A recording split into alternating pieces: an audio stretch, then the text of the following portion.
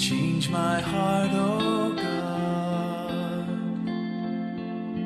May hapon mga kaigsunan. Ever true. Nay kahapon nun, dalay ko ng Diyos sa tanan sa panahon nga diin siya gihatagan kita sa kanunay, sa pagtuon, sa mensahe alang sa atong pagkinabuhi intas aniya patan ining kalibutan. Kining atong pagtuon sa mao nga mensahe alang sa atong kayuhan sa pag-andam sa pagbalik sa Ginoo mga kaigsunan. Kadi pa kumakto sa unahan mga kaigsunan, akong hangyon ko kamo sa pagtuko sa atong ulo aros pagampo. Labing kamahanan na mga Diyos amahan na ikaw sa trono sa grasya sa kalangitan. Dako kami kalipay sa kanunay Ginoo, samtang kami nagpapaabot kami kanimo. Nga di nakahimo kami sa pagminsahe, pagtuon, pinagi sa balaan ng kasulatan. Panalangin ni kini Ginoo ang maghatag namo pagpamalandong. Special prayer request na ko Ginoo, diha kanimo isip nga Oben Elder, si Brother Skip ana sa hospital. Doawa siya Ginoo, ayawa siya Ginoo. Yan po sa ako mga viewers, ako mga subscriber, hatagi sila sa may paglabas. Ado naman sila yung masuliran, problema sila kinabuhi, physical, spiritual. Ayawa siya Ginoo, tabangi sila. Kinita ng Lord, akong ipangay pasalamatan kanunay sa ngalan ni Jesus. Amen. Magkausapa, magkaksunan, may hapon. Sa kanan akong viewers, mga subscriber, mga higalaan, mga kaparentihan, o uban pa mga kaigsunan, may hapon kaninyong tanan. Atong tunan mga kaigsunan sa sinulat ni Lucas chapter 15 verse 10 mga kaigsunan. Ato nang natalikdan ang tuig 2021. Ani ana sa kita tubang sa year 2022. Tagaan nato tulunan sa atong kinabuhi nga din kaniadto sa year 2021. Medyo nahilayo kita gamay diya sa Ginoo. Pan pinaagi nini sa atong pagtuon year 2022 makahatag og pag-o sa atong paginabuhi nga diin maduol kita diha sa Ginoo mga kaigsunan. Dinhi sa Lucas chapter 15 verse 10 mga kaigsunan din nagingon. Kini si Lucas magsulat kini magsusulat usa kini siya ka doktor sa kamanambal ni magsulat. Muna yang sinulat dinhi sa Lucas chapter 15 verse 10. Sultihan ko kamo nga sa ingon usab niya na may kalipay unya sa tubangan sa mga manulunda sa Dios tungod sa usa ka pagkasasala nga maghinulsol. Repentant mga kaigsunan. Malipay ang manulunda sa Dios sa langit kung usa ka masala nga maghinulsol. Sama sa usa kay ilustrasyon nga gihatag ni Ginoong Hesus sa Lucas chapter 15 verse 11 to 24. Diri nang mga kaigsunan, may tungod sa usa ka anak nga nawala. Ug siya mingon, dihay usa ka tawo nga may duha ka anak nga lalaki, ug ang manghod mingon sa iyang amahan, "Amahan, ihatag kanako ang akong bahin sa katigayunan." Ug kanila iyang ibahin ang iyang katigayunan ngadto sa iyang anak nga kamanghuran. Unya mga kaigsunan, nakuha na sa anak sa kamanghuran ang iyang bahin ug unya nilangyaw siya mga kaigsunan sa laing dapit mga kaigsunan. Tuod kwartahan siya mga kaigsunan sa iyang bahin nga gihatag siya nga amahan, tanan mga kahilayan, mga bisyo ug uban pa mga kaigsunan, iyang ginasudlan mga kaigsunan. Hantod na hurot ang iyang katigayunan, ang iyang kwarta nga bahin nga gihatag siya nga amahan. Ug unya dunay dakong gutom dadtong yutaa mga kaigsunan. Busa siya miadto mikapyot sa usa ka mga nagpuyo niadtong yutaa ug siya gisugo niya ngadto sa iyang kaumahan aron paglawog sa baboy mga kaigsunan. Kay hurot naman iyang kwarta, wala na nabilin.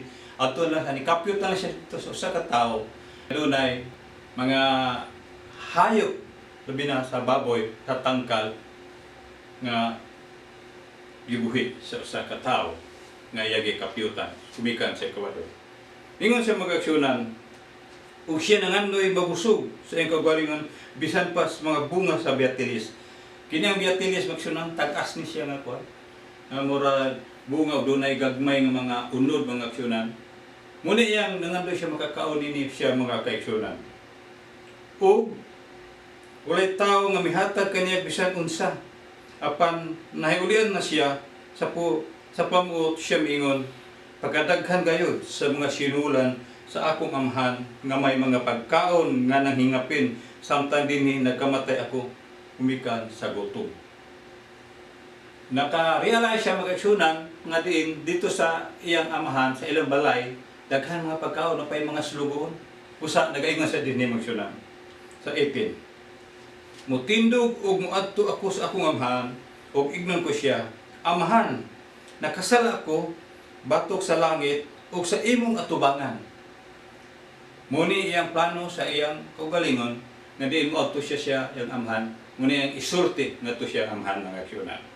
Og siya mitindog mumiadto siya amahan apan samtang dito pa siya sa layo nakita siya sa iyang amahan ug kini giabot og kaluoy ug midalagan migakos kaniya ug gihagkan siya ug ang anak mingon kaniya, amahan, nakasala ako batok sa langit ug sa imong atubangan ug dili nako takos pagatagon nga imong anak, hinunua na lang ako nga usa ka imong mga sinulan.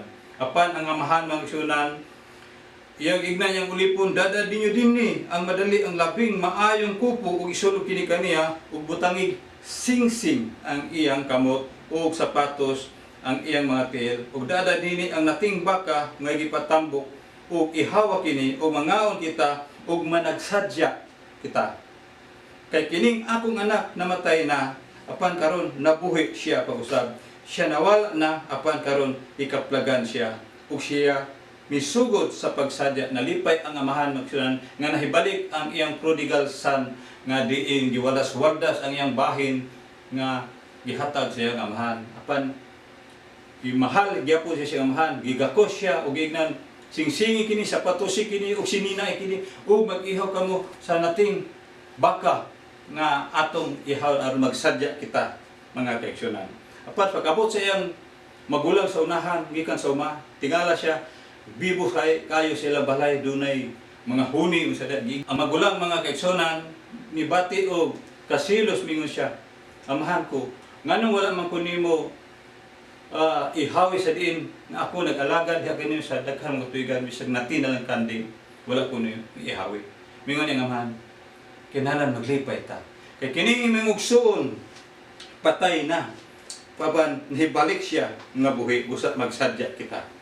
Mao ni mga aksyonan sa atong teksto gikuan dinhi sa Lucas chapter 15 verse 10 diri. Sultihan ko kamo nga sa ingon sa niya na may kalipay unya sa tubangan sulunod sa Dios tungod sa usa ka mashala nga maghinulsol mga kaaksyonan. Dinhi sa 2 Chronicle chapter 7 verse 14 din nagyon. Kung ang akong katawhan nga gihinganlan sa akong ngalan magmaibsanon sa kagalingon o magampo o mangita sa akong naong o motalikod gikan sa ilang nga daotan dalan nan ako magpatalihingog gikan sa langit o magpasaylo sa ilang sala o bag-ayo sa ilang yuta. Inana ang gugma sa Ginoo magsunan bisag unsa pa ka imong sala sama sa maitom iyang papution sama sa nibi, sama sa puti sa karnirong sunan kung ikaw mutalikod gikan sa imong kasalanan sa ako. Isaiah chapter 1 verse 18 mga kaaksyon, diha mabasa mga kaaksyonan.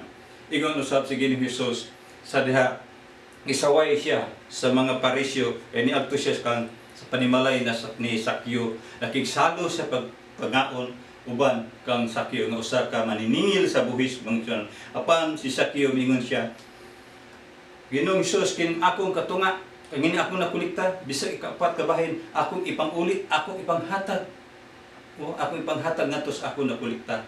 Mingon si Ginoong Hesus, kining balaya niining adlaw karon ang kaluwasan miabot nining balaya tanglit siya anak man ni Abraham. Kaya ang anak sa tao miani sa pagpangita sa pagluwas sa nawala. Muna mga aksyonan sa pag-ani ni Ginoong Hesus sa pagpangita sa pagluwas ngadto sa mga katawhan nga nangawala sama kanato nga nangawala giluwas kita ni Ginoong Hesus gipangita kita usab. Ingon sa bining usa ka man ang iyang anak ka prodigal son giwalas-waldas iyang salapi apan ang iyang amahan, iyang gikakos siyang anak, ug nag-ihaw, nagbistihan og maayong sapot ug sapatos sad ug sigsingan ug sad. Kaya nalipay siya ang iyang anak nahuli sa ilang panimalay ng sa. Ini sa mga aksyonan ang Ginoo, dako ang kalipay bisan manunod sa langit kung ang usa ka mga sala nga maghinulsol mga kaigsunan.